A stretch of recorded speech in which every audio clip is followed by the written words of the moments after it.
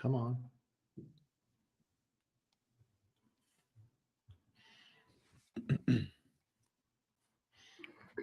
Yeah. Yeah, we're waiting on Brian right now. Oh, Brian's actually calling right now. Hold on a sec. Yep. Hello. Oh, well, Adrian's on. Okay, I'll send you a hit again.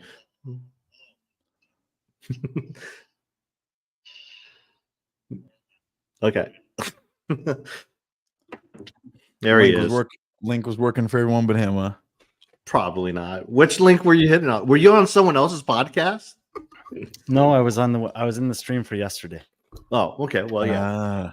Yeah. So you time traveled. That's what you did. Yeah. Yeah. Damn, I didn't know you got that haircut. Yeah, man. I periodically just take the one to the, take the one to the head and do it all over, and it's easy and convenient. I need to show up nowhere to be on time for anything. Who does the neck? Does the wife get the neck then? No, man, I do it all. Do it all. So I get the mirror, and then I get the hand, and that's the value to training full ranges of motion overhead, right? If I can find the frontal plane in a strict press pretty good and hang, and then I can reach behind me, and there was like I think a 15-year period of time that I did cut my own hair for 15 straight years, from maybe when I was from 15 to 30. And then in the last couple of years, I gave it up a little bit. But if you're going to go down to the one, yeah, nice. It's easy, right? Easy. That's right. Feels good too. Yep. Yeah. I wouldn't dare, Brian. I wouldn't dare actually try to cut my hair like a professional does by any means. I wouldn't dare do that, because it would only leave me looking worse than I was trying to come out the other side of it. So I wouldn't do that. But the one all over, I feel like it's pretty safe. Yep. And you got a good shaped head for it, I think, too. Anyway, Adrian Conway. Maybe doesn't need an introduction, but big time presence in the CrossFit space. Was an individual competitor at the games, team competitor at the games, team champion. I referenced that yesterday. I'll just throw this out there because I know you're kind of plugged in. I feel that this year has a potential to, on the team side of things, to emulate that 2017 season a little bit, in the respect that there's a team that won last year, Invictus, that's coming back this year. They have a different roster, but the same team name, and they're one of the favorites. But there's a new team that's emerged this season that appears to be a very formidable challenger, and it's a long ways away, but it seems like there's a chance that those two teams could just be trading blows at the games this year, like you guys in Mayhem were in 2017. Okay, yeah, man, I agree, especially if I'm assuming that you're referring to the Peak 360 team there out of Miami. And it's like, when I watched them, and from a distance, what I love most, here's what I love most, and what gets me most excited is the fact that there's a bit of a storyline from even this perspective. The fact that you brought that up, and the fact that we're all watching this as spectators and analysts, it builds anticipation, and it builds the reason that we should follow them on social media. And right, like, I like that they're both telling these very clear stories, and I think it's cool. But yeah, I agree with you, man. I think that and you know how this goes. Anybody could show up and kind of do something uniquely special, but from the pedigree that we see there, from the backgrounds that are present on both of these rosters, I think those are the teams that you got to keep a close eye on. And I think that they seem to be doing things in the right way down there at Peak 360. I've even spoken with Noah a little bit just from a behind the scenes perspective, and I was sharing with him. I was like, hey man, there's one CrossFit Games each year. You don't need to win quarters. You don't need to win semis. If you want to, go get it. Go get that thing. You got sponsors to respect. You got shows to put on. Like, this man has a history and a reach that I've never had. But in our mind, in 2017, when we showed up to beat the Mayhem, our goal was to only beat them at the games. We didn't care what happened in the Open. We didn't care what happened at semifinals. We didn't care anything. And in fact, we were happy, hey, no one's talking about us that much. That's okay. Some of our girls weren't so happy about that because they had been previous games athletes and they weren't getting shown love. But yeah, to be honest, I love it. I'm excited. But that was our whole take. And I think, especially at the team level, one of the biggest things that people tend to overlook is durability. And when you're training at high speeds and interval style, the way that team events often demand of us, it's like you gotta make some consideration for those things, especially guys that have been in the space for a while. So those are always things that I consider when I watch young teams come up in the space. I'm like, hopefully they're doing it in the right way, because it's a long season. There's some new format aspects of consideration, but yeah, dude, I'm pumped about it, and I'm glad that you got me here. So thanks for having me join you. Yeah, and I feel like we could go down that road for quite a while. Yeah, we could. But We it's should not have had the him on focus of- yesterday. Yeah, well, it's not the focus of today's show. However, Adrian lives out in the West Coast, has for a long time, maybe your whole life out there. And in addition to being a high-level athlete, he's been a coach in this space for a long time. He's one of the prominent analysts at the biggest stages of competition. You may have seen him covering the games last year on the sidelines. You could have seen him at the Rogue Invitational doing the play-by-play. And he's got a pretty good pulse on, I would say, all things CrossFit, but specifically when it comes to competition, he's pretty dialed in. Over the last 3 weeks, we've been just taking a sample of some groups of athletes from different regions. 2 weeks ago, we did the men in Europe. Last week, we did the women in the east part of North America. And this week, we're going to do the men in the West. So kind of hitting on the 3 regions that were, in my opinion, the most heavily impacted by the changes to the CrossFit Games season this year. The rest of the divisions in the world got more spots at semifinals. These divisions have gotten less spots. And Adrian, I don't know if you saw this stat. I threw it out there last week. 10 years ago, in 2014, 400 plus men and women in North America made it to the stage that preceded the CrossFit Games. That was regionals then. In 2018, so 4 years after that, that number was down to 200 men and women in North America, distributed throughout the last year of regionals. And now, 2024, 80 men and 80 women total have an opportunity to compete in the stage that's before the CrossFit Games. Just as like a general overview, do you think that that's a positive trend to have that kind of dwindling process over the years? Or are we potentially opening up the possibility of missing some athletes who could make some big noise at the live competition stages? Man, it's a great question. I would say there's a couple sides of me here and a couple perspectives that I got in regards to, what could potentially be wrong with this, what is right about this. But I would say from just a fan perspective, I'd love to see more athletes on the floor. And the reason I say that is because I really love when I show up to a stadium in a live event and there's freaking 30 members from an affiliate, and then 40 members from another affiliate, and then 20 members from another, and they got the matching shirts on and they're going nuts. And it's just crazy, right? Like that's the old school regionals that I fell in love with the sport. And I was very fortunate enough to experience with the sport, but that was back when we had 14 of these things rocking across the world. So part of me really misses that because of what it seemed to do for the community at large. It was like that person who qualified 60th or whatever it might have been. Maybe they didn't even expect to make it, but they did, and they're doing it for the fam at the gym, right? So I really love that aspect of it, and I think that not to get into the analytics on the backside of the finances or trying to make CrossFit a profitable business, all of those things not considered. Like to me, more is better. Because then it seems like it keeps more people with skin in the game longer through the season. And I'm not talking about the athletes themselves. I'm literally talking about from a fandom perspective, from people that want to tune into us getting on and talking about athletes like this, from people that want to show up at the live competition. So for me, I loved it more. Now, from a coach and athlete perspective, I would also say that my considerations are we losing people in the margins? So is there going to be that cusp athlete who has an opportunity to be close from 35th to 50th spot, depending on what comes out in quarters, right? Not get an opportunity to punch a ticket to semifinals. And then when they get an opportunity there to flex their bigger engine and their bigger expression of loads and perhaps a more complex level skill set of gymnastics, could they have then punched a ticket through being top 9 or top 11 at a semifinal? Yes, I think unfortunately that could be true. Where our sport is yet, I don't know that we're missing out on a ton of that though. Right. I think that would be very few and far between. I think that the athletes that qualify in those top 25 spots are the ones that have a chance and a fighting chance to go head to head and toe to toe for the top 10 or 11 or 12 slots, whatever each semifinal's getting this year. So it's a balance of both things, Brian, in my opinion. I think that yes, I'd love to see more. I don't think that we're losing out on a ton of athletes in that margin, but I do think there's always that chance.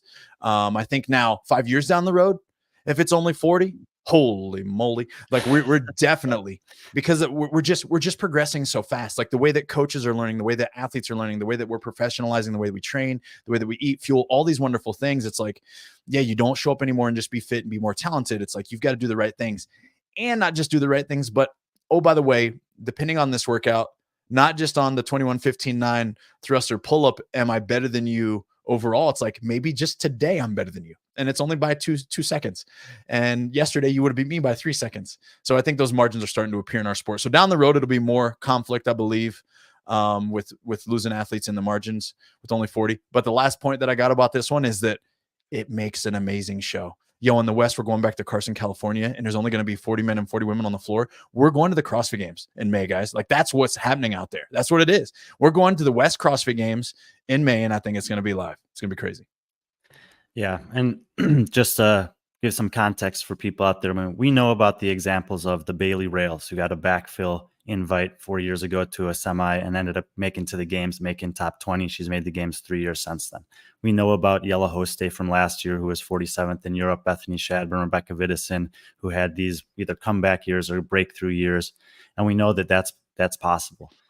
This thing that Adrian talked about at the end there is something that I have said, I don't know, a few weeks ago and a few months ago, even to Patrick, is like, dude, these semifinals, like the Europe, North America East, North America West semifinals are about to be the most competitive first through last semifinals or qualifying stages to the games that you've ever seen. If you've watched every regionals, you know, and you can talk about the only 3 from the Central East, and you can talk about all these different things over the years. No, I'm talking about 1 through 40, first through last. These are going to be the best fields that you've ever seen. And if you have been thinking about going to a live competition, I know the prize money isn't on par with Rogue and isn't on par with Wadapalooza and Dubai and these off-season competitions at a semi, but the stakes are high, and the depth of roster is as good as those competitions for the number of people that will be competing there. So I would encourage you, if you're thinking about it still, you don't need to wait till quarters. Just take our word for it. It's going to be impressive rosters,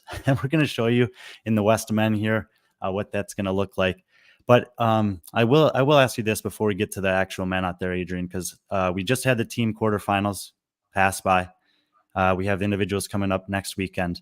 And knowing that there's such a premium for these spots, to me, it feels like the emphasis on the quarters needs to be almost equally as high on your process of executing that weekend from a non-fitness perspective as the fitness element of it is, just to eliminate risk of missing for a silly reason.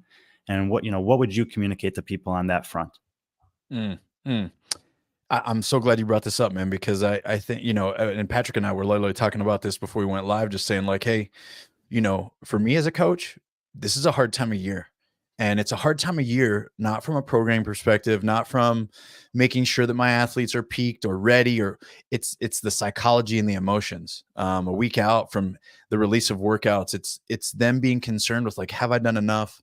Am I fit enough? Is my best enough, really? Because that's something that I try to preach and teach to a lot of people is, you can't concern yourself with much else other than, your focus, your attitude, and your effort. So let's focus on just doing your best right now. And then, the rest will take care of itself. But these doubts play in. And so from a non-fitness perspective, man, there's so many important things. It's like you need to have the support off camera, right? You need to have a judge, of course, optimally one that's not your coach, right? Like I'm here already telling my athletes, they already know like, hey, I'm not showing up to judge you guys. I need to help you get through this workout and all the things around it. So we need to have people aligned to help us execute there. We need to have people aligned to help us do small, simple things like set up the camera, make sure that your food is taken care of. If you're traveling to go be with your camp or your athletes, it's like making sure that hopefully it's not your first time going.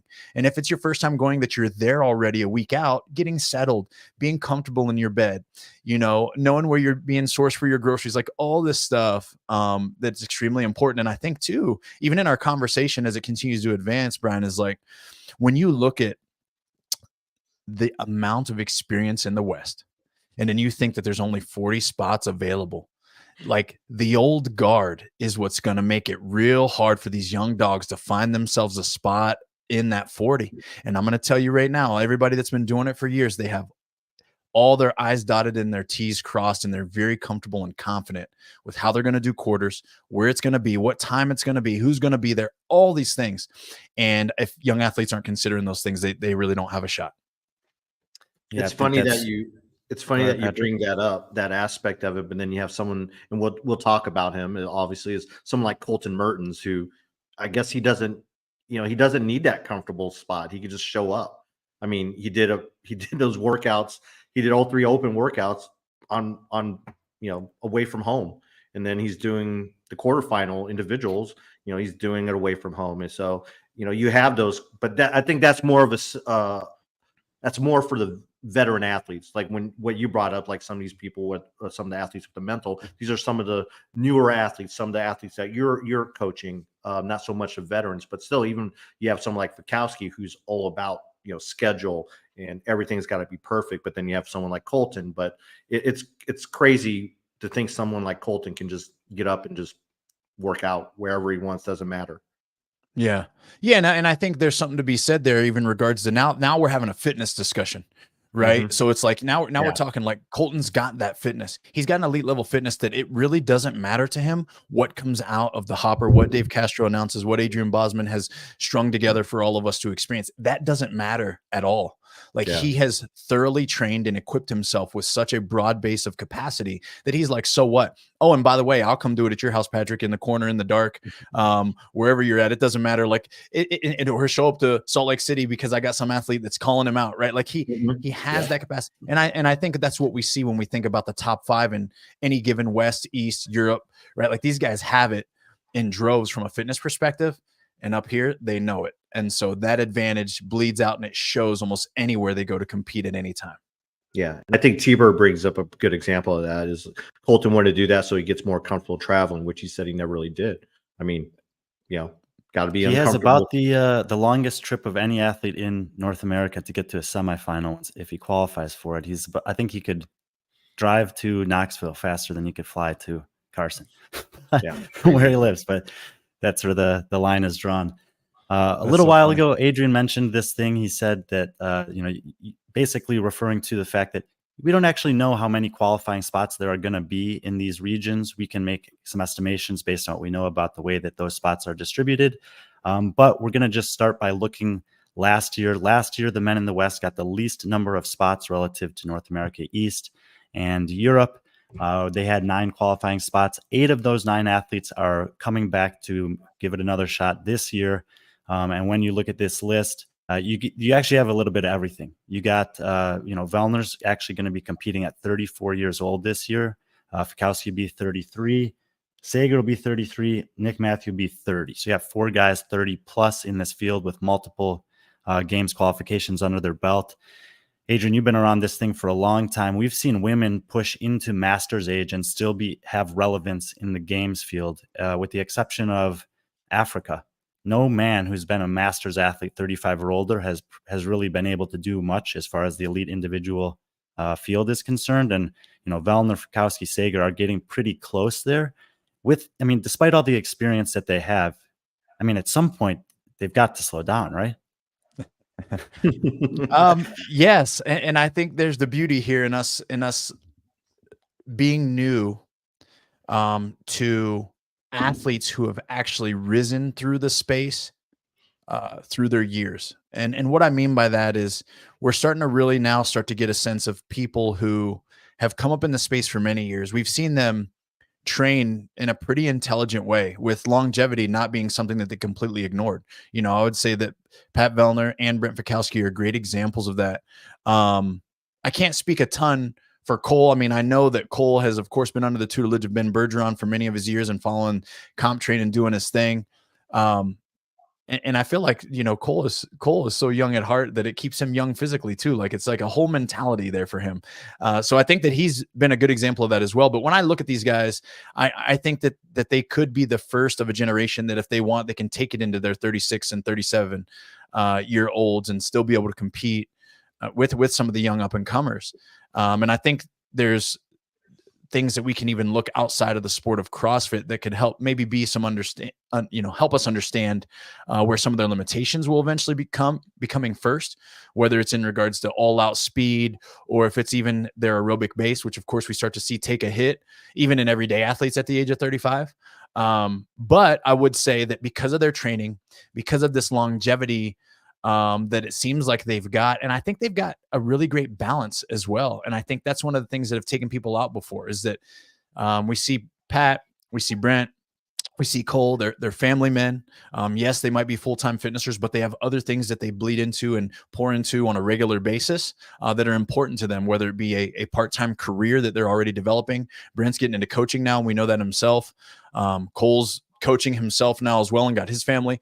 So I think that there's a version for these three men specifically that allows them to have this reprieve from their fitness. So it gives them psychological and emotional a break from time under tension. And then physically, when they rest appropriately and trust their fitness, they're not overreached and overtrained. A lot of times, and I can speak for myself, when you're a young up and comer and you're hungry to get where you need to go, you feel like doing more is all that you can do in order to close the gap and bridge the gap.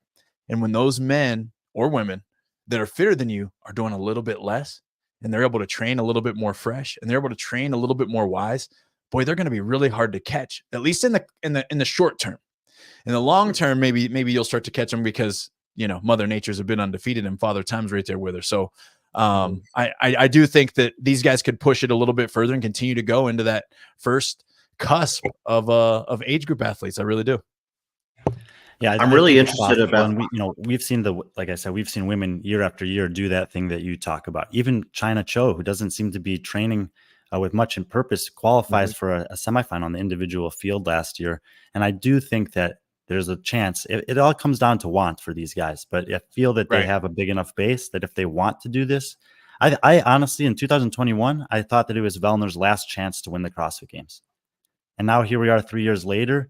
And 2 weeks ago, Nikolai Rono made the statement that he thinks Vellner's going to win the games this year at 34. It's a long ways off, but like the fact that there are still people out there following this thing that believe that now has, given me a different perspective on what's possible for these guys if they go through their career. Brian, and I got to say this real quick, man. What an example. No pressure, Pat, but what an example it would be to the CrossFit community at large if 1 year removed from being a master's athlete, you peak and you win the CrossFit Games at 34.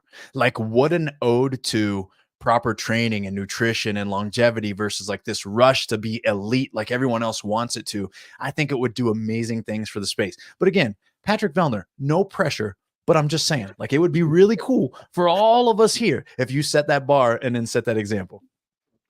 Is that you saying that if he does that, you might consider a comeback?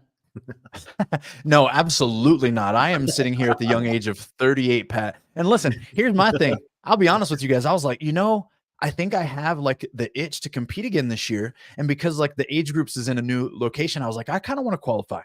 So I started training with my young whippersnappers. I was doing the thing.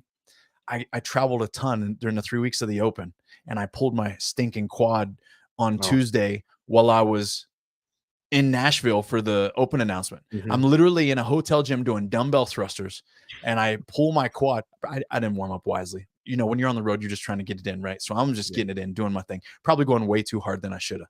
But see, that's me being ignorant and not being coachable, like, not listening to my own advice. And to sum it up real quick, I am not, Patrick, going to be re-entering the Open individual like, our stud, Mr. Sam Dancer, is going to be doing this year. Yeah. One thing I did want to bring up is Cole. There was a lot of questions coming in the season. Like, is Cole, it almost seemed like it was a send-off last year at the game. Yeah, I agree. It kind of felt that way. But then you look at the Open, and it was his best Open finish in 2 years. And he's actually training with training partners. First time he's done that in a while. So he's not even as well as he did. I think he finished 10th in the North America West, I think top 50 overall in the Open. And he's not even the second fittest person in his gym because he has James Sprague there that he's training with. So they're training together. And now he has Katrin that they're training. So it's just kind of weird. So it seems like Cole is ramping up for, another run at it. Well, and I'm glad you brought up the training partners, because this is something that is, as I was looking at this list earlier today, I was thinking to myself, all of these people on this list, Chandler removed, they all have trained alone for a majority of their career. And every single one of these guys, even to the point where Sam Kwant tried to move across the country to go into a training camp environment and move back home where he's comfortable. I mean, Nick Matthew trains at his gym, but he may have some training partners there, so maybe he's the exception. But Vellner lives on an island. Fikowski trains in his garage. Kwant, same thing. Grieshaber's about as independent as they come in the sport. Medeiros has a gym at his house. Mertens has a gym at his house. And so does Cole Sager. And we've had this big conversation over the past several years, Adrian, about training camps, their emergence, being in these environments where you can kind of get the best of everything. And obviously, in the East Coast, we have a bunch of training camps and people that are huddled together. Maybe it's just a matter of space. But do you think that there is anything to the fact that these guys have managed to have this longevity and train on their own, where maybe those peer pressures don't tempt them to go beyond what's reasonable on a day and weekly basis? Absolutely. Yeah. I think that, to each his own. There will be certain people who really have the desire to be highly competitive, and they feel like they need the push and the pull from peer groups or want someone always in the gym with them, pushing them to some degree. And they really love the community aspect of it. And I'm not here to knock that at all, because that's one of the key aspects that our whole methodology is built around. Like, we know that we go harder when there's other people present.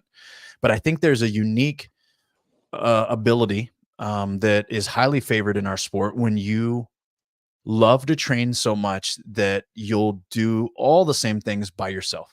And in fact, for me, throughout my years, I noticed that I actually tend to go a little harder when I'm alone, in fear that it's not fast enough, or in fear that it's not hard enough. When I get around peers, if by chance I'm taking a backseat to someone who's superior to me in a particular capacity, it's easier for me to let off the gas knowing, well, I can't catch them. Or if I take lead, it's easier for me to let off the gas knowing that they can't catch me. I'm just going to kind of coast and win this workout. But alone, there's this unique thing that I know that I personally experience. And I would imagine that a lot of these other athletes could relate to this, where when there's no one there, you always tend to doubt that your fitness is enough. And that really pushes the intensity to some degree. And I'm sure that it's not 10 out of 10 always true, because I'm certain that there have been days where I've let off the gas and be like, man, I don't got it today, so I coast through a workout. But then, to your point, Brian, does that increase an athlete's ability to seek longevity? Because when I listen to my body and I make a clear choice that I don't have it today, I'm actually okay with coming across the finish line 45 seconds slower in a 15-minute workout than I would have been had all three of us been there together. And I would have died for that 45 seconds. And then what would that have done to my training for the PM session, or perhaps tomorrow or the next day? Or maybe I would have experienced some kind of stressor that led to an injury at some point, or emotionally and psychologically being burnt out. So I think that there is something special to be said. And Lionel, I think if you ask me, that is 100% for my taste, the way that I like to do it. Now, here's the caveat that I'll present.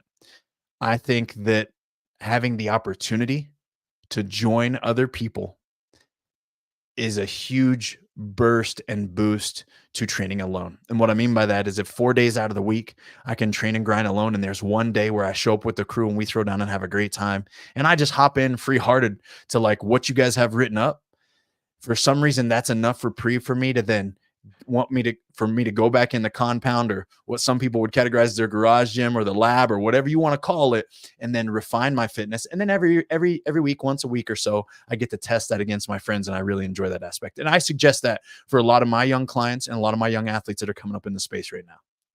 I like the lab reference. It gives me Dr. Dre vibes, been in the lab with the pen and the pad. Hey, that's right.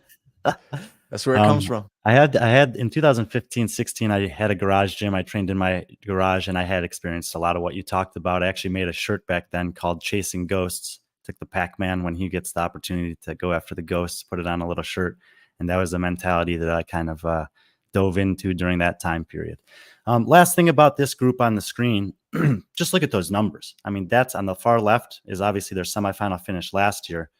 Their quarterfinals finishes in the middle of the screen, nothing worse than 16th amongst the men's in the West. And then this year in the Open, Brent Fikowski's finish of 19th, which, the Open's, that's one of his better, that's a good Open finish for him, quite frankly. That's the lowest number on the screen. And when you're starting to think about the fact that in all likelihood, the possible range of men that could qualify to the games from the West is 8 to 10. I would say that's like the minimum and maximum that they're going to get. So we're probably going to see 9 again, most likely. Man, how hard is it to get into this group? It's hard. It is extremely hard. And you know, it's hard to even verbalize what it will take. And of course, look, we're having this conversation with the ignorance of like, we don't even know what the quarterfinals workouts look like, let alone semifinals workouts. But here's the unique part about these guys with the experience that have made it to the CrossFit Games multiple times, is that it matters less to them what comes out. And if you want to punch your ticket into being a top 10 athlete, you really have to be strengthening weakness like it's your job. You've got to really be willing to outlast your peers. And I think that's one of the hardest things in young athletes, especially in today's sport, is that they might be looking at athletes that they hear from stories and they're like, yo, well, you know, Pat Vellner, he only competed like 2 years before he made it as an individual, and he was there the year before on a team. Or Brent Fikowski, he came close a couple years, but he was already at the regional level, and then he just started killing it, and he killed it ever since, right? These visions of grandeur that people have, like, yo, they were young in the sport, then they just started kind of like being the man already. And it's like, listen, guys and girls, we're not playing that kind of sport anymore. And so if you're not willing to outlast your peers and not give up when you fail, or not give up when you qualify to semifinals, but then the next year they take away 20 people and you might not qualify that year. So are you going to quit because you didn't qualify? Because if that's your mentality, or if you're open to even exploring the quitting thing, you're not going to make it. And you'll never be, especially in this upper echelon of a top 9, top 10, top 8, not perennially. You might get lucky. Everybody gets lucky one time, right? And we've been around the sport for a while. So it's like we've seen so many flashes in the pan, but to see the athletes that are willing to put forth the work, that really love the process. It's funny. I posted this. Well, I'll go back even to the True. We had a True camp this year. True is Train to Rise Up. It's the programming that I read up for athletes, right? And we had a camp to prepare for the opening quarters, and the whole title of this camp was The Process. And it was to teach the love of the process through the 2 days that we were there, the drills, the skills, the sleep, the eating, the things that would take people to the next level. And like, I harp on this all the time, and athletes are like, well, you know, at some point, Adrian, it's got to be more than about the process. It's got to be about the performance. And I'm like, yes, but you'll never have the performance without the process, right? And without loving the process, when your performance isn't where you want it to be, what are you left with? You're just going to be depressed and you're going to want to quit. And the reason I jump back to all that conversation, hit this with the process, and have that long explanation is that these men in this top echelon, they love the process. They're addicted to the process. They've been around for years. They've been doing it for years, ups and downs all around. If you want to be in this category, you've got to outlast your peers, period. And I think with that being said, I think that's why Colton and Cole last year, I mean, if there's one less spot, one of those guys isn't going to the games because they tied for that spot. And we look at him this year. I mean, obviously Colton's taken his fitness to a different level. Now, granted, he had some struggles last year with health and some other things. And then Cole just looks like he's embraced a new level of training and mentality and changing it up a little bit. But I'm really interested about Cole. I mean, your thoughts on Cole, I mean, from either one of you before we move on, is like, obviously he's young, he's talented, he's only 23 years old. Saber. Yeah, he's done really well, obviously, when it comes to semifinals, but when he goes to the games, it's not transferring over. I mean, when I look at this list, and if I'm anyone else that's in the West Coast, which we're going to get to in the second, I'm starting to look for opportunities. And obviously Chandler's out of the equation. And I want to start to frame positive things for myself of opportunities to kind of break into this group. And so I might say, it did look like Cole Sager was at the end of his career last year. We'll see if he has that same intensity this year. I know I'm going to have it. Oh, yeah, we got Cole Griesaber here, and another guy in this field out west, Tudor Magda, these young guys that have had these little bit of ups and downs. Sometimes they show up and they look amazing. Other times they show up and they don't quite string together a great weekend. And you have to, I think, start to look for opportunities to get into it. But yeah, Cole Griesaber at the semifinals last year, I thought he had taken that next step. But the CrossFit Games is a totally different beast. It still stands alone in terms of a test of fitness at any given year. And there are a lot of athletes throughout the history of the CrossFit Games that look really good everywhere else and go to the CrossFit Games and just can't find a way to get into that top 20. Yeah, and I agree with that. I think I look at Cole Griesaber and I see someone with high amounts of raw capacity in regards to the amount of work that he can do. He can do work. And it's really about putting it together between the ears. From an experiential standpoint, we get to the games and all you do is outside, well, historically. Clearly we're going to take a pivot this year. We're going to be playing inside a lot, and we might get outside for something. Who knows? Something, yeah. Right. There's not a lake far from it. So I might assume that something might be in the water. I don't know. But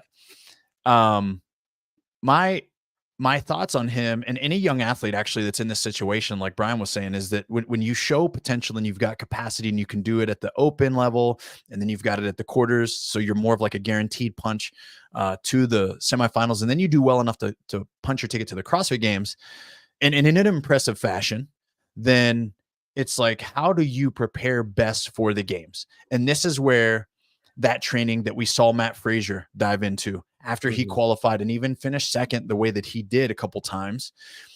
His training all year was like CrossFit Games training. And when you develop the capacity to know that you can punch your ticket in the earlier stages, this is the advantage you create for yourself. And if he's been able to do those things, then I think this year might be the shift for him.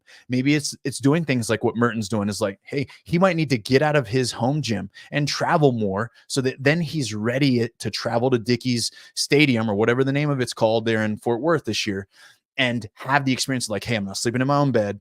I know I'm in this large stadium. It's going to feel a little cool in this room because it's hot outside. I might need to warm up more. Do I need to wear like this shirt before I take the floor? Do I always go shirt? Like, there's things that people don't ever consider that vets don't think about, and it's automatic to them. And then new athletes get to the CrossFit Games and they're like, wait, my hands are like a little bit wet, and there's more moisture in this room. And there's so many things that you feel that throws you off. And I experienced them myself. So I think some of that experience might just need to be what is had for him in order to, like, from our perspective as analysts, show us what we think he's got, because those other competitors have that with the experience side on him. So we'll see what he's able to do. But I think he's going to be, again, one of those guys that regardless, I mean, gosh, unless there's something that I don't know that he, really struggles with, he's going to be one of those guys that's fighting for a top 8 spot no matter what. And he's right there. It'll just be to see what he can bring to the table in Fort Worth. Well, there's no shortage of guys that will be breathing down the necks of these veterans. We got another group of athletes here, 12 guys on this list that I kind of picked. There were several to choose from. There's actually a lot of really impressive men this year that are competing in the team competition. And so we kind of whittled those athletes out of this group here. But I believe all 12 of these guys are going to give it a run individually this year. They've had, you may have different levels of familiarity with them because some of them have made it to the games in different capacities or have done some pretty notable stuff in the off season. And then there's some names on this list that, unless you're really following kind of some of the smaller off-season competitions, or you're paying attention to kind of those guys that kind of fly under the radar, even though they have good performances at a semifinal, you may not know as well. But assuming that there's one or two spots available, this seems like the list that they're most likely to come from. Before I say anything about any of these guys, Adrian, when you look at this list, is there a name or two that jumps off the page that you're like, I'm excited to see what this athlete can do in the Westfield this year? Gosh, man, there's a few. There's a few. How dare you ask me to only pick one name? That's tough. You get pick whoever you want. Get 2 names. Well, look, I'm gonna just dive into kind of like the order here. But James Sprague, of course, coming out of the East last year and seeing what he could do, seeing the way that I feel as though he's continued to develop throughout this year and this offseason, even what we saw from him in Wadapalooza, hitting a pretty big lift in the snatch complex that they had there from the hang, executing the way he did on the big workout, right, with the run and the swim and chasing down Brett Fikowski and doing all these things that even he verbalized, like, yo, that was my goal. I wanted to see. I'm really excited to see the way that the experience of the CrossFit Games and having a full year now of training under his belt to be at this stage again, the way that he'll perform. I think that due to James and his frame, that he's not always going to be a shoo-in or a given to punch his ticket to the CrossFit Games until he's built the capacity to do 25 strict wall-facing handstand push-ups in a row, right? Until he's built the capacity to do certain things that could create problems or be stall points for him. But his fitness from a cardiorespiratory standpoint, from a stamina standpoint, and even I think from a strength standpoint, when it comes to Olympic lifts, is continuing to trend up. It's catching the other two, but he's still got some work to do. But I'm excited because of his mentality and, of course, the crew that he rocks with out of Brute Strength. I know Matt Torres was going to have him very confident and comfortable showing up no matter what comes out. And then Brandon Luckett is another one that stands out to me, man. I mean, this guy been to the CrossFit Games 4 times, right? He's been there 3 times in Indy and on a team last year. And I think they underperformed last year at the CrossFit Games on that team. The way they came up and did their thing in the West last year at the semi level, I was like, whoa, these guys are going to be the real deal. But I think Brandon's very fit. I think that he's got experience under his belt. So if this is something that he's really been training for and really wants, I think that when he takes the floor, there will be a coolness and a calmness versus a lot of these other athletes that are here in this particular field. I think that, yes, I know a few of them have been to the CrossFit Games before. I know that a few of them are coming up in the space. A name like Bill Leahy, of course, is one that's making its rounds in regards to, man, what kind of potential does he really got? You know, is he healthy? Is he going to show up healthy? Is this going to be the year that he kind of puts everybody on notice and really shows what he can do and puts it together through 2 to 3 days of competition? I don't know. Scott Tetlow, he's been there. We know what he can do if the workouts are right for him. Tudor Magda, same idea. Is this the year that he gets to flex his aerobic capacity that hopefully he's been refining and building? You know, can he stay with the guys in long workouts? And can he execute at a high level when the pressure's highest? We know he can sling and bang heavy weights. We know that he's got GPP. He's fit in general.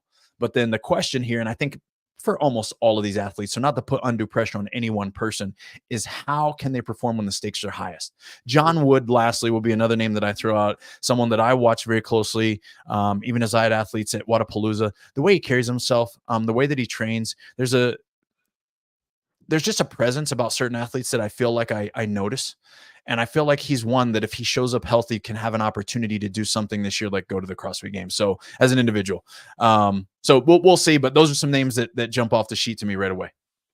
PC, you want to add any names there or thoughts about these guys before I go? Yeah. Oh, I'm probably going to take the names that you're, you know what? I'm going to leave 2 of them for you. I'm going to leave 1 for you. I'm going to leave Oscar Mora for you.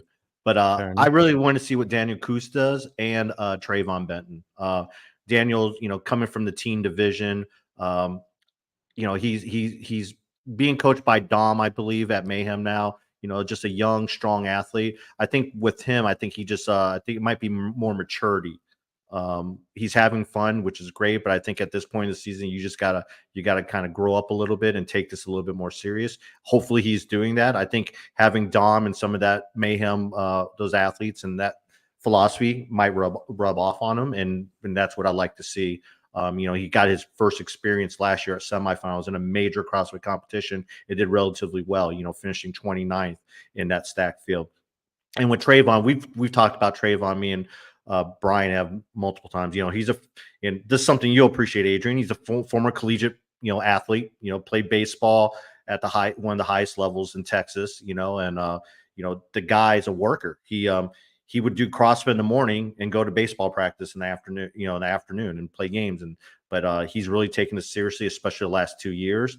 He did really well at TFX. I think he finished second behind Bill Leahy with some events that really weren't in his wheelhouse. And he's just one of those guys who kind of, if these were the regional days, we'd call him as maybe a gatekeeper, one of those guys that's always there. They're on the cusp, they're anywhere from 8th to 6th, 9th to 6th. And, I think he's kind of in that position here in the semifinals, but I'm really interested to see where his level where his fitness goes against, this level of competition that he hasn't seen since probably Wodapalooza or semifinals last year. Yeah, you guys have hit on a lot of the guys on here, and I will throw in Luis Oscar Mora here. I mean, if there was a guy on this list that, like, I feel like Sprague, no one would be surprised if he made the game. Same with Luckett. But from the rest of the guys, they haven't really done it. I mean, Tudor has 1 year, but Luis Oscar Mora to me seems like he's only 24 years old, and he does seem like he's improving every year. He was the closest. Mitchell Stevenson was ahead of him, but he's not competing this year. So he was the closest guy out west to making it that didn't make it last year. And when you just look back at the performances at the semifinal, there was, I guess you could say he had 2 bad performances. One was on dumbbell Linda, which was quite surprising to me that you would think that it's mostly a strength test, but maybe there's a different kind of this, Adrian, well, there's a different kind of strength that's required for that. It's an endurance strength. He struggled on the first workout, relative to the rest of them where he had pretty good finishes. But he seems like a guy who is in an environment down there with Proven in Nashville that could be beneficial for him this year, where we may see even a further elevated version of Oscar Mora once the semifinals roll around. And if I was one of those guys in the top, 8, 9 guys out there, I would certainly want to be keeping aware of where Luis is, along with some of these other guys on the list. I did want to just throw a question out your way, Adrian, if you don't mind. Bill Leahy actually, in the last iteration of the Barbell Spin Media Poll, he popped up as number 25, having never qualified to the games, not having any major CrossFit off-season experience. And it's fun to have a guy like this in the mix. I mean, but is that what does that do to you as an athlete when you haven't made it yet and everyone's already betting on you? That's a good question. I don't know, because I ain't never been there. Yeah. I mean, you have people in the media, they already are dubbing him as the games champion for 2025, and that's a bold statement. Yeah. I mean, that's just ignorance. Exactly. Yeah. I mean, I'm just going to tell you right now, people saying that they're ignorant.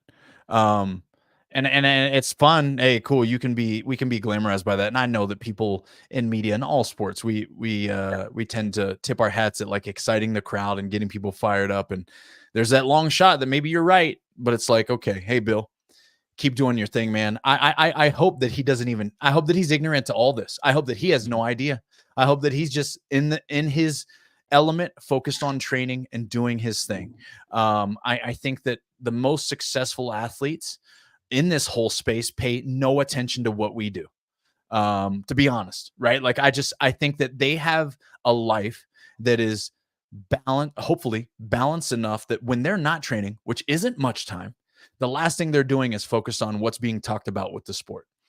That's what I want to encourage a lot of young athletes coming up in the space to do. Hey, let us do our job. We're going to keep the fans engaged. We might say some ignorant things and silly things, and but we also might say some things that hurt your confidence or hurt your feelings. And maybe if you like bulletin board material, maybe we'll give it to him.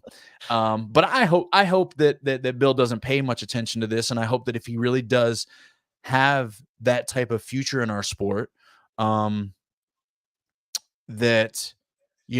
it's one that's unaffected by what we share, what we say, whether it be good or bad about him. And I hope that for everybody ultimately, but from what I know and what I see of Bill, he's got great potential, but also I want to remind people that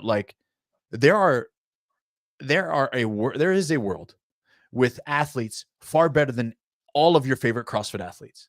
And they would be fitter than all of your favorite CrossFit athletes if they had the opportunity to train CrossFit, and not everybody does. So is it unique that we find someone showing up that has a high vertical jump and can do things for short time domains, but also has the mental capacity to grind and go long and got skills? No, it's not. It's cool. And I love it. And there's excitement around this person. That's awesome. But let him put it together and let him show us before we start giving him top 25 material. Because there's a lot of athletes who have scrapped and fought and been top 25 that you're now leaving out because you want to pretend that this person has elite potential. And I don't really care about elite potential. Met TJ. Shana Medeiros. Hey, Adrian met TJ at the airport in Boise. He was traveling for Utah for quarters. Nice guy. I love it. And I'm excited. Hey, hopefully he kills it at quarters. That's the goal. So this is a good group of guys here to just be aware of. These are men who have shown capacity at different stages of their careers to have the potential to flirt with making it to the games. But by no means is this where the depth of the West of men stops. The next list we have is, I think, 20 names on this list. So a lot more kind of opportunity here. And Adrian, this is kind of where we're going to lean on your expertise of being out West, seeing some of these guys compete at what we would say tier 3, 4 competitions out there. Maybe some of these guys you've worked with in the past or have known some of the men who've worked with them. So this is just an alphabetical list. There's a huge range of guys on here from people who we've seen at semis. Sam Dancer's on this list. Obviously, Masters athlete. Ty Jenkins is on this list coming up from the teenage division. But I'm just going to kind of open it up same way we did last time. Adrian, if you want to pick a couple guys, PC, and then I'll go last. Yeah. So, I mean, man, I know a few of these guys, right? Like I know a few of these guys. I know Drake Lewis very well. He's one of my athletes who we have great hopes for. He's been grinding and been training, and he's focused on making sure that he takes care of business here within this next week to give himself an opportunity to be within this conversation. But from a detailed perspective, Drake is someone who he has a baseball background, and I just want to say this about sports in general. I'm just hoping that my son is really interested in baseball. And here's why I say this. There seems to be this. You saw that Shohei Ohtani money. That's why, right? Oh, hey, that didn't hurt. That didn't hurt my motivation. 500 million. Okay? That didn't hurt my motivation. But here's what I'll share about baseball. And I didn't play baseball. So this is a caveat for me that I didn't play baseball. My dad and my stepdad both played baseball. So how they didn't let me play or make me play baseball, I'm very annoyed about. But almost every baseball player I train, whether it's for CrossFit or other sports, and I kid you not this, they're not always the fittest, they're not always the fastest, but when it comes to developing a new skill set outside of baseball skill set, they pick up on it very quickly. And it could be the timing and coordination and accuracy, ability and balance that's demanded in a squat snatch, or the flexibility and range of motion needed for an overhead squat, or clean and jerk, like push press. But timing and order of operations, it seems like it is elusive to sometimes other athletes that even achieve things at a high level. But baseball players get it quick. It's like those neuromuscular adaptations. It's a part of throwing and catching at high levels and hitting a ball. So I'm just saying, kids, if you play baseball, maybe you'll learn some things really quickly as you age up. So I'm hoping my son and daughter love softball and baseball, at least for some point in their time. But Drake has a baseball background, and man, he can snatch and clean and jerk with the best of them. So it's all about being able to develop his longer bouts of stamina and endurance. It's all about being able to help him hit home runs with his pacing. So I think that I can speak to several athletes in this group. I would say Lionel Frankel's another one that I've seen continue to progress, continue to try to find different assistance and different help for his tutelage and development throughout the years. But I've seen him show up consistently in this tier group of individuals where it's like, okay, so when is he going to be able to take that next step, and what is potentially lacking there? I know that I think he's working with underdogs now, so hopefully he's been able to have some great mentorship there in development. But I think a lot of these guys, Drake, Lionel, who else? I mean, that's about it as far as watching them compete closely. Logan Ewing, I've seen for a few years now. And even the youngster, I'll step out and talk about the youngster and Ty Jenkins. It's like a lot of these guys have general, or I'll say raw capacities where their strength numbers will align to be competitive. Some of their shorter to moderate time domains will align to be competitive. But then it depends on what they can do with the long game. Where's their aerobic base and where has it developed to? And then lastly, it's nailing the pacing. So some of these guys could nail home runs in the open because they can repeat workouts. Some of them, these are the athletes where you see them do a workout for time and they're really about 24 to 35 seconds slower than they should be. Then they go back a second time and they nail it. But in quarters, will they be able to repeat these workouts and even give themselves a chance for a top 40 spot at semifinals? I don't know.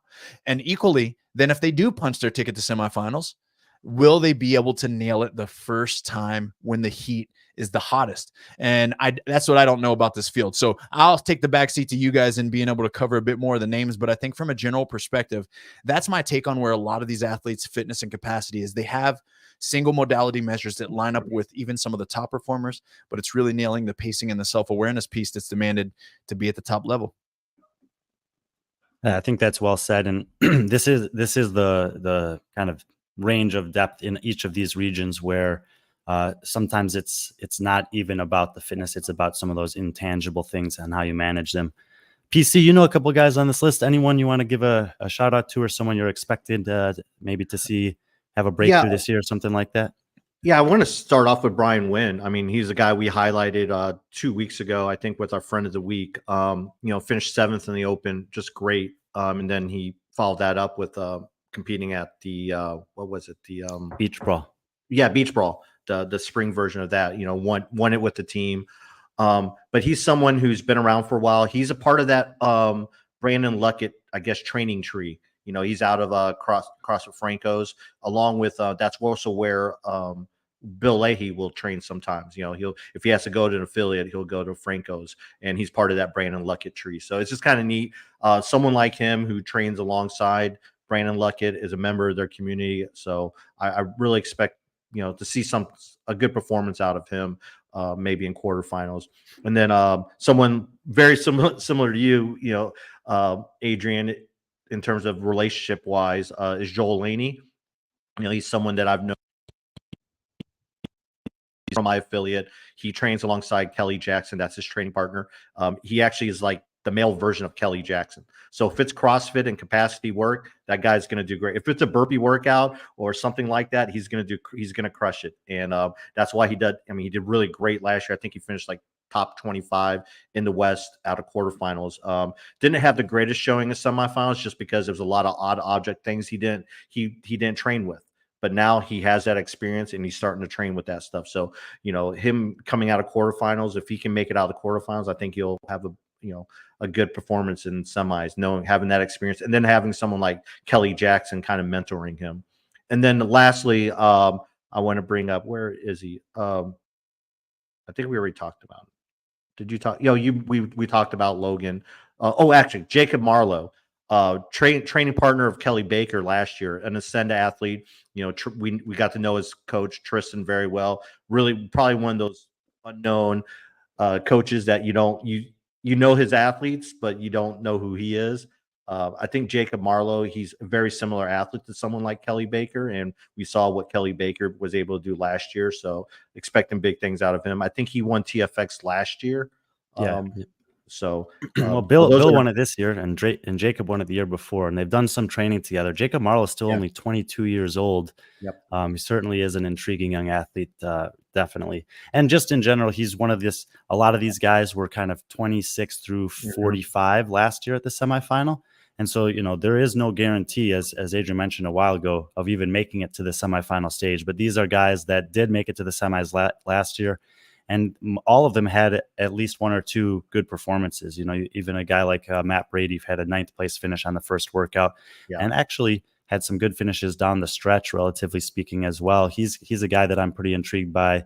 3rd place at the Fittest this past off season. And like you said, Adrian, you know, Sam Dancer seems like he's actually going to give this thing a run. He obviously won the Masters division last year. This year for quarterfinals, it's the exact same workouts, which is kind of nice. He can do them once, get the credit on both leaderboards. So he's kind of got a safety blanket, but also the chance to make it into this field. If he makes it into the semifinal field, it's not that crazy. Like, he might actually be able to do it. It almost feels like it's going to be harder to get to the semifinals, but once he's there, he could be pretty dangerous. Oh yeah. You know it, man. Especially, you know, gosh, when we think about his natural and the intangibles for Sam is that he thrives in competition. He likes to compete. So he's not going to show up with the jitters in his stomach and not know what to do. He's got the years of experience, been to the CrossFit Games as an individual, been on a team.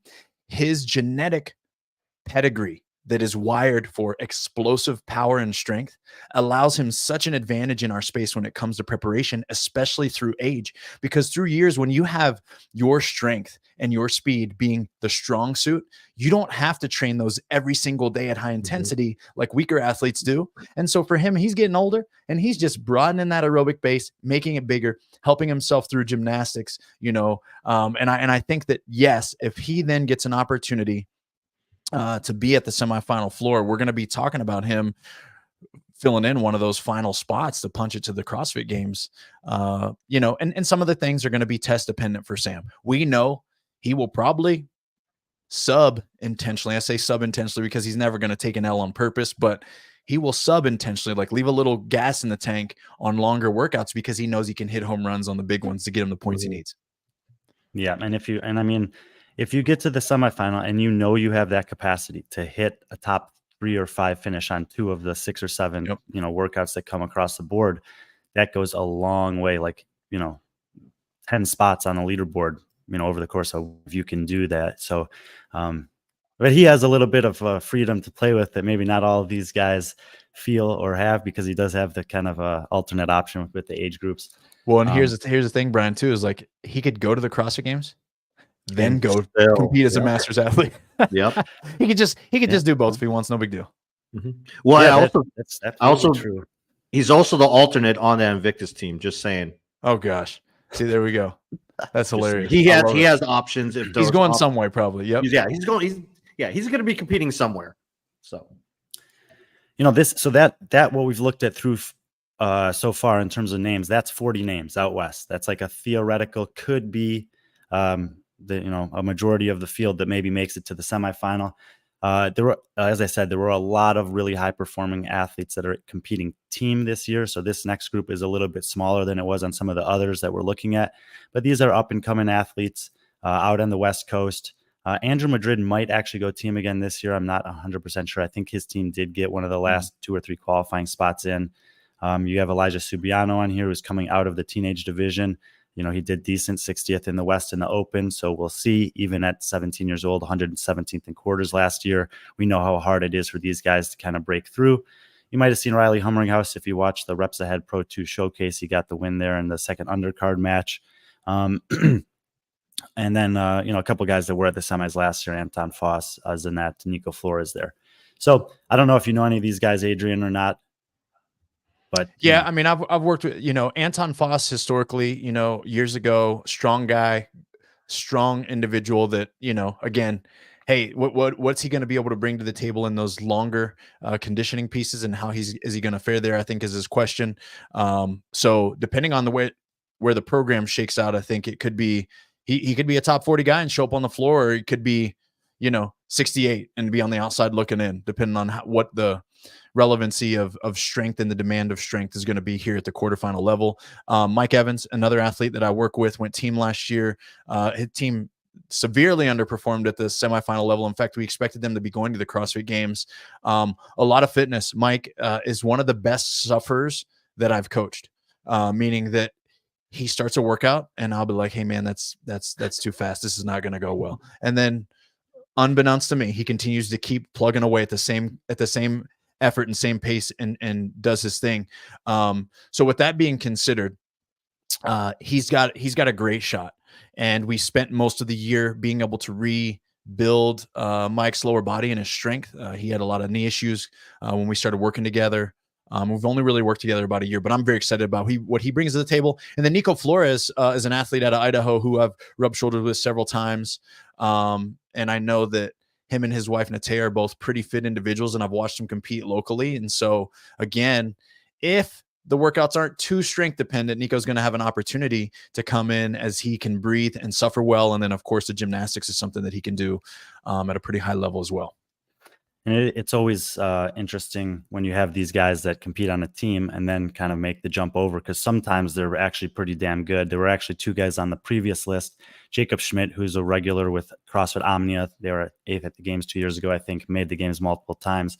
And Lalo Torres, who competed on one of the Invictus teams last year. That is apparently in really good shape right now also. So Evans, Torres, Schmidt, these types of guys throwing their name in the ring, even though some people are competing on the team, some are coming out of that team competition. And I would expect at least one of those guys to make it to the semis.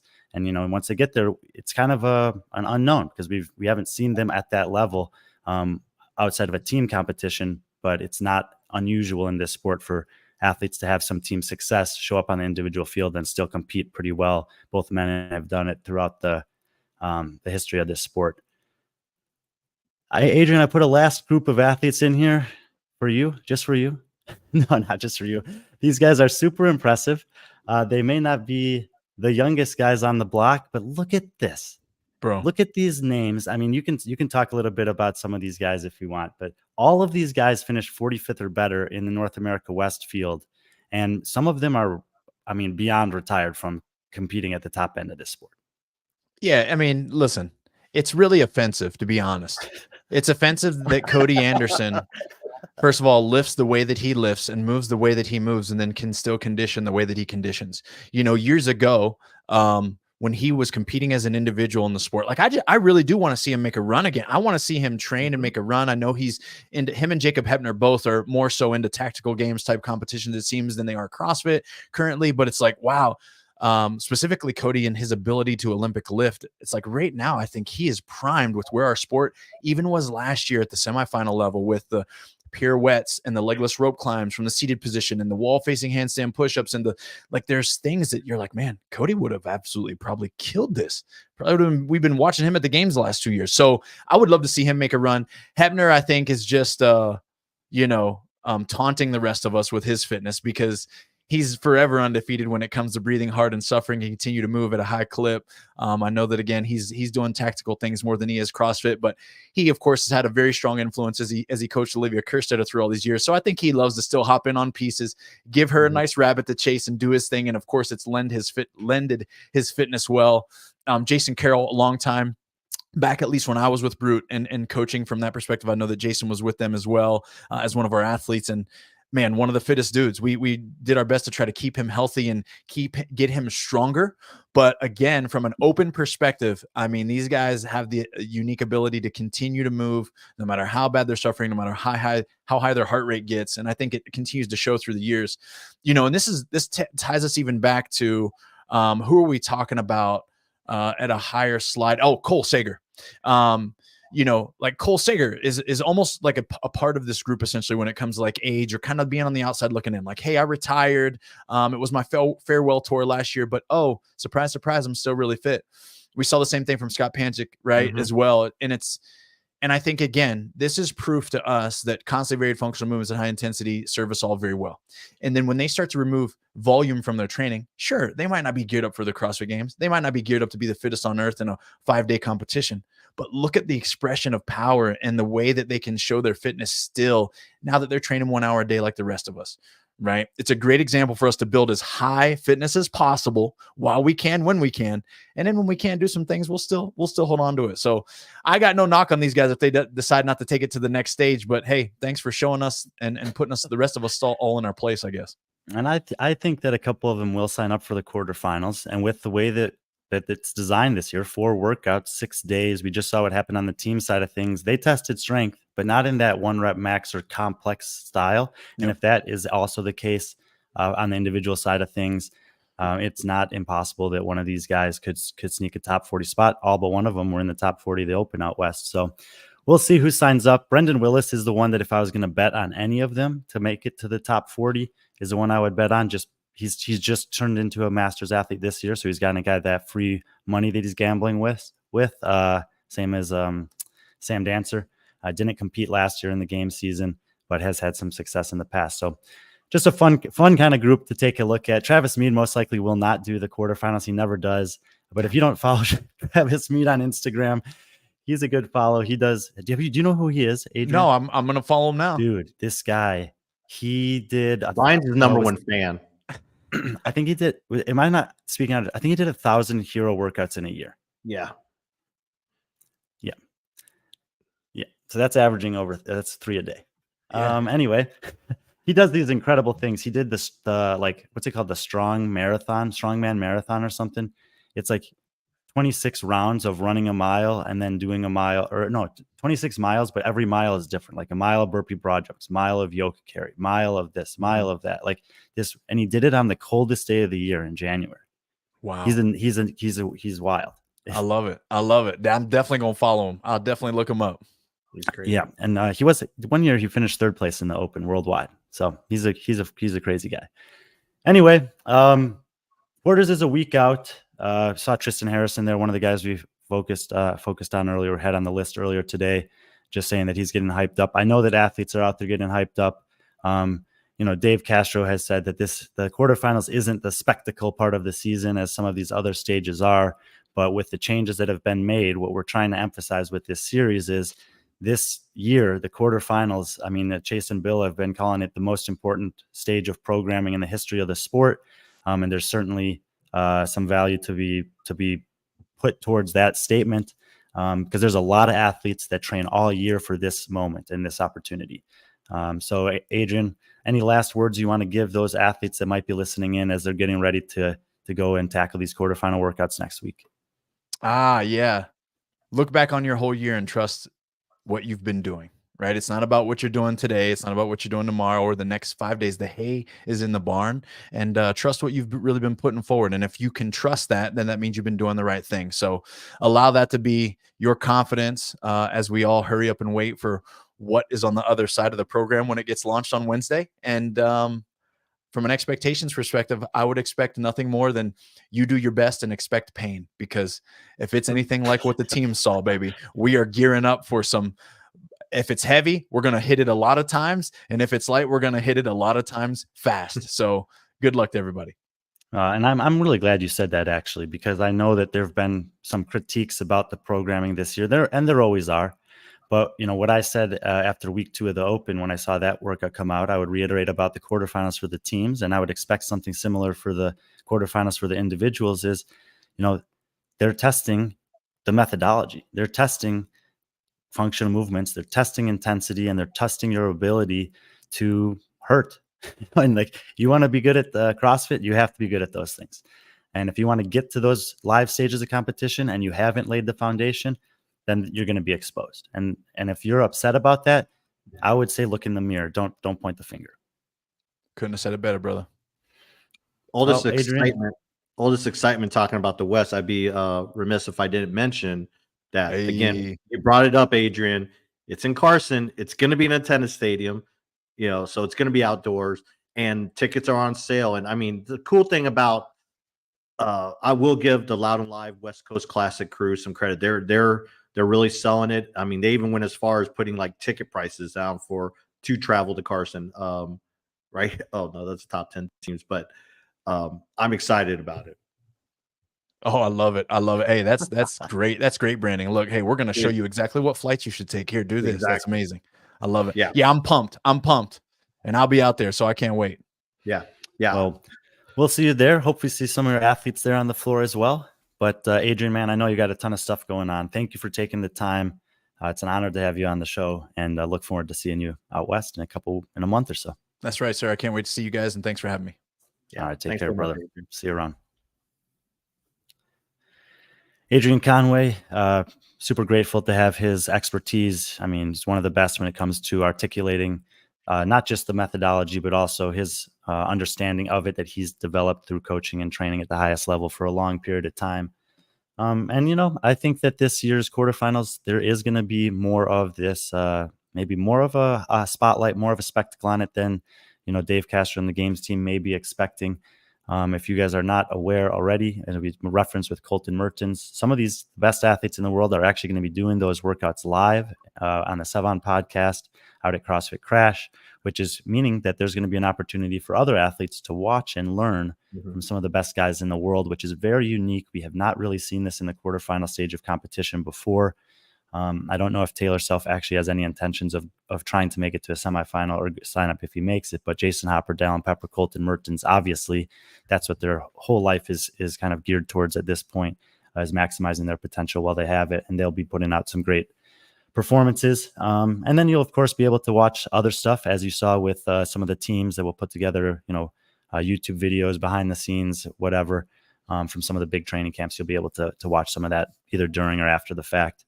I think it's going to be just with the way that the media landscape is right now in the sport, with guys like Sevon, Barbell Spin, Hiller, all these get with the programming that are really making an emphasis. Pedro out there in Europe, going to Oslo, getting some footage.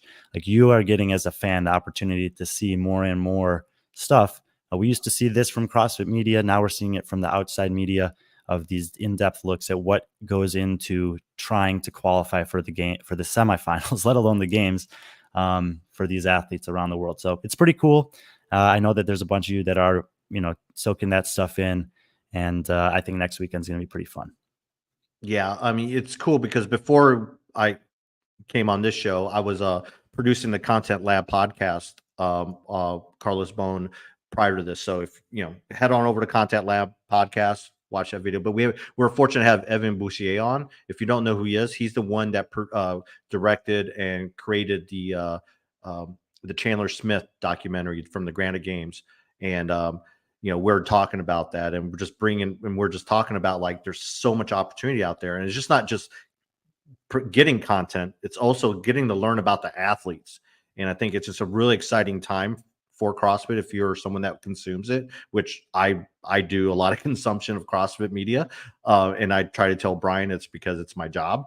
But yeah, in terms of what you What do you said tell the about Army though? I know exactly. Don't Luckily they don't watch this. But Taylor Self, who knows?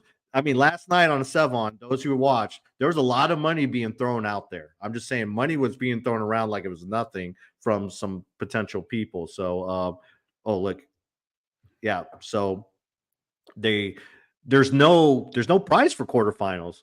So Sarah Cox from Cia Peptides threw down. She's like, I'll pay $5,000 to the winner of Colton, Jason, Taylor, and Valen. So now look at that. 5,000. That's more than you get at a semifinal for winning it. Well, not anymore, but not anymore. It was the winning prize purse a few years ago. Yes, a few years ago. But I mean, these are some of the opportunities that are being presented. If I'm a partner or creator or something like that, I mean, this is a good opportunity to get your name known if you're trying to. But I mean, look what it's done for Born Primitive, stuff like that. So, but there was something else. Zachary Button. That was a name that I wanted to bring up. He's a guy. Button. He's a guy. I said Button. He's a guy that probably could have been on either one of the lists. You had him in that second list, but he's a guy who competed at the games in 2019. He's dealt with some injuries. 30 years old, but he's a guy. It seems like the last 2 years, especially this year. Well, he took last year off. It looks like, but this year it looks like he's really making an effort. And he's someone that could probably move into that conversation if he goes into quarterfinals. So, yeah. So no, absolutely. Every person. I mean, we didn't talk about everyone on that list. You can go check the article out if you want to see it on B.Friendly Fitness website. Yeah. But all those guys on that article are there for a reason. Every one of them has the potential. Some of them may not choose to, but they have the potential to make it to the semis. And once you get to the semis, you just never know. In the West Coast, it does look like it's pretty difficult to break into that top group. But things happen. It's one-off weekend, injury, illness, programming, execution, whatever. That's why we play sports. These assessment shows have been great. Really like the broad perspective you've got. That's what we're trying to do. Yeah. I want to say how fortunate we are. I mean, obviously we pride ourselves on knowing stuff, but we've been very lucky the last 3 that we've done this, that we're able to bring in just some awesome experts, starting with Nikolai with Nico, and then last week bringing in Alexis, and then obviously with Adrian. I mean, we've been very fortunate that these people they came on and they're showing off their brains and their knowledge. So shout out to them, and these shows wouldn't be possible without them. Otherwise, you'd just be me and Brian, and you guys are probably tired of hearing us talk. And we'll do one. We are actually going to do one more next week for the European teams. On Monday, we're going to have Simon Aslund from the Krieger Oslo teams that will come in. Yes, the team members for all the teams, I do have them. Yesterday, we went over all the regions other than Europe. As if you watched the show yesterday, you could scroll through and see those screenshots of the top teams, all 30 in the West and East. As of yesterday, there was one change between yesterday and today on the West Coast with the team getting bumped back in. That was originally and then was out, then is in. I know the appeals process is still ongoing, so there can be small changes, but they're all there. Also, Known and Knowable has pulled them all from the game's website. The game's website doesn't have who the actual competitors are compared to the alternates. It just has all the members that the team registered. So it's either 4, 5, or 6. But on the data, the spreadsheet that we shared yesterday, any of the teams that are in green, I actually had confirmation from them of those are the 4 members that are competing on the team this year. The ones that are in yellow, haven't had confirmation from, but that's who I believe is competing. And obviously they can still change the competitor from quarterfinals to semis. You have to, when you show up on site, you register with 4 people, and those are the people that end up competing. But if you want to see who competed in the semifinals on those teams, you can look at yesterday's show. And then for the European teams, we'll go through the list with Seaman on Monday. And I've given him some homework, I guess, to kind of prepare for that, because the team scene in Europe is quite fascinating. And I think that we could obviously do it in either one of the North American regions as well. But I'm going to be covering Crash Crescendo, and we'll have a chance to talk a lot about the North America East teams there, which is probably the deepest region, top to bottom, for teams. Europe, I would say, is second. And you have several countries that are putting out multiple teams that are very, very talented. And so even though we've done individuals the last 3 weeks and the quarterfinals for teams are behind us now, I think this is the time that makes sense to kind of look more at the team field, because out of the open, you don't really know too much of what's going on. But after quarters, you have a much better picture. So that'll be on Monday. I'm trying actually to schedule a show for Tuesday that would be a deep dive. I would say it would be a nerd out into some historical stuff, open and games related. Really cool. A guy's been reaching out to me. He wrote this article and did an incredible study. So we're going to see if we can line something up with him for next week. And then we'll be rolling into the quarterfinals. I'm not traveling anywhere for that. I'll just be kind of paying attention from afar. I may go down to Crash one day. It's only 90-minute drive from here, just to see what's going on with those guys. But probably just mostly let them do their thing. Yeah, and so that'll be kind of a preview of what's going on next week. Shout out to FTM. Shout out. Appreciate it. Thank you as always. Thanks for the support. Thanks for everyone for the support, obviously. And obviously none of this would be possible without the support of HGR CBD. Said it last night. I see it every time, but Carl and his team over there have been amazing. I mean, it's an amazing product, so it's easy to just talk about them. But HGR CBD, use friend 20 for 20% off your purchase items. So I actually brought some with me this time for my Army training. So I'm probably going to utilize a lot of it because we plan on doing a lot of physical stuff over here. So, I'll probably be sore. These old bones. Yeah, it's not getting any easier for me. So I did a pretty intensive posterior chain accessory piece 2 days ago. So I've been lathering the Relieve on the lower back. That's 36 hours.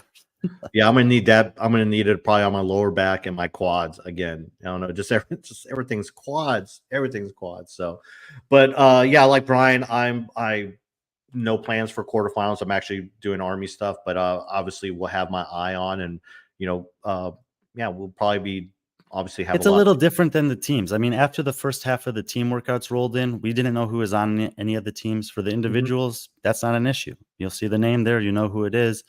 So maybe we'll do a show during the weekend next week or something like that to kind of just take a snapshot of what's going on. But also just to realize, look, we're watching this past weekend that there were teams that were well outside of qualification after 2 workouts that were well within after 4 workouts. So as with every competition, a lot can change after the halfway mark. Yeah, exactly. And plus 4 workouts over 6 days, you're going to see a lot more, redos of workouts on the individual side than you normally would see on the team side anyways. So, but cool. Yeah, it looks like, that's what we got. Again, thanks to everyone for coming out, and thanks for showing up. We appreciate it. Always appreciate the comments. Appreciate everyone, their wisdom. And that's all we got. Brian, unless you got anything else. Nope, I think that was pretty good. It's awesome to have Adrian on, and hopefully, as Aha had said, these shows are getting you guys a little bit excited for a stage of the season that maybe we haven't focused on so much in the past. That's going to be pretty critical this year, the quarterfinals. Yeah, well, I'm excited. I'm excited because after quarterfinals, the semifinals, and that means I can see all my friends. That includes the people in the chat. Brian is always a good time whenever I can see you. Hopefully I can make it down to Crash Crescendo. We'll TBD, but yeah, any opportunity I can hang out with my friends, and it's to those friends I say, be friendly, our friends.